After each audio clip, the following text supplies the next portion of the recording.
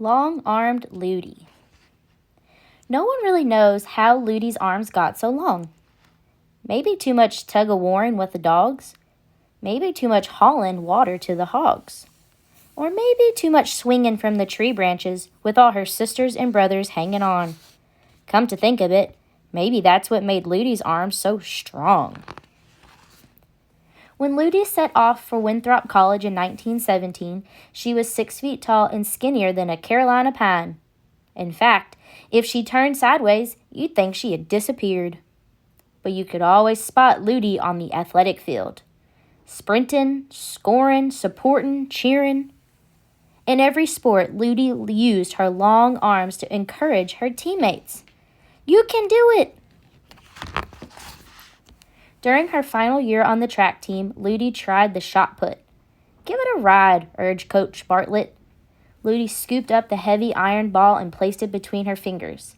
She bent her knees, pushed her long arm upward, and released. The ball soared across the sky. Her throw was almost as long as 3 automobiles.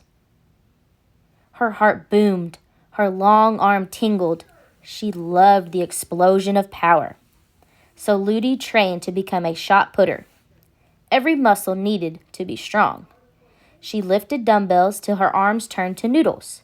She ran till her toes cried for mercy. And she did so many leg squats that her feet disappeared into the dust. She wanted to become a champion. All that lifting and running and squatting paid off.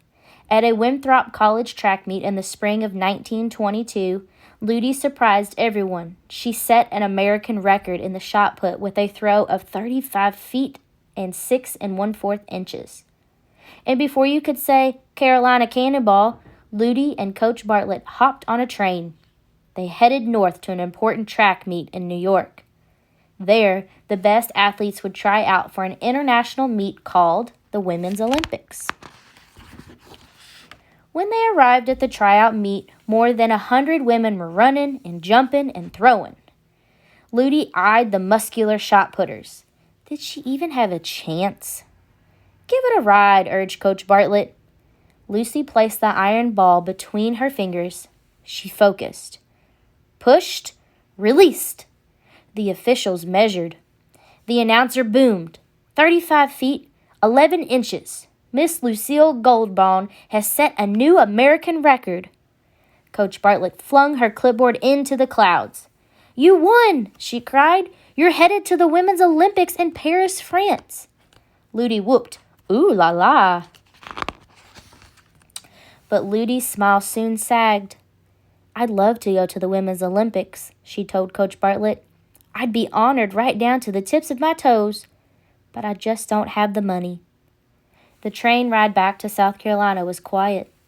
When they arrived at Winthrop College, nearly 1,300 women welcomed Ludi home. Cheering and stomping till the floor sprouted splinters. Ludi was stunned.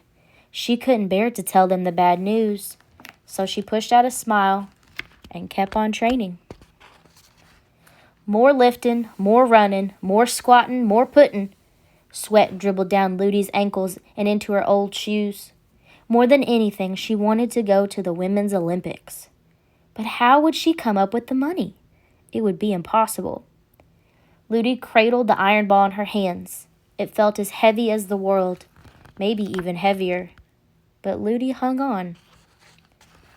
One morning, Ludi ran past President Johnson's office. He opened the door and whooshed her inside. Good news, he said. Winthrop's 1,300 students and teachers are donating money so you can go to France. Ludi's skinny backside nearly slipped off the chair. She'd be going to the Women's Olympics. I promised to win, she vowed, not just for myself, but for everyone helping me. For the next 2 months, Ludi trained twice as hard. At the Women's Olympics, she'd have to throw with both of her long arms. First with her right, then with her left. On August 1, Ludi climbed the gangplank of the Aquatica for the 6-day voyage to France. She shook hands with her new coach, Dr. Stewart. Would he be strict? She smiled at her new teammates. Would they be kind? The ship began to rock and sway. Blubbering codfish, she'd have to train on board. More lifting, more running, more squatting, more putting. Ludi only fed one to the fish. When Ludi and her new friends reached Paris, ooh la la, every morning they practiced for 2 hours. But in the afternoons and evenings, they opened their eyes to the world. The battlefields, Versailles, the Louvre. The pastry shops smelled like heaven, but Dr. Stewart only allowed them to drool. The night before the Women's Olympics, Ludi lay awake in bed. The moon, round and shiny, stared through her window. Ludi stared back. Was she good enough to win? On the morning of August 20, 1922, Ludi entered Pershing Stadium for the Women's Olympics. 20,000 fans roared from the stands. Ludi's teammates handed her Old Glory.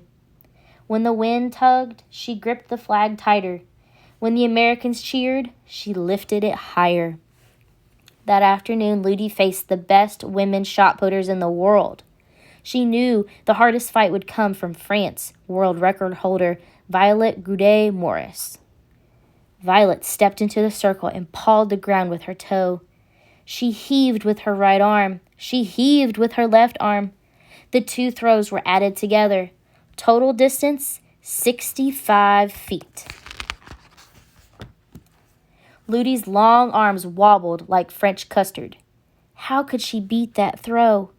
Then she heard Dr. Stewart holler, "Now, Ludi, you show 'em what you can do."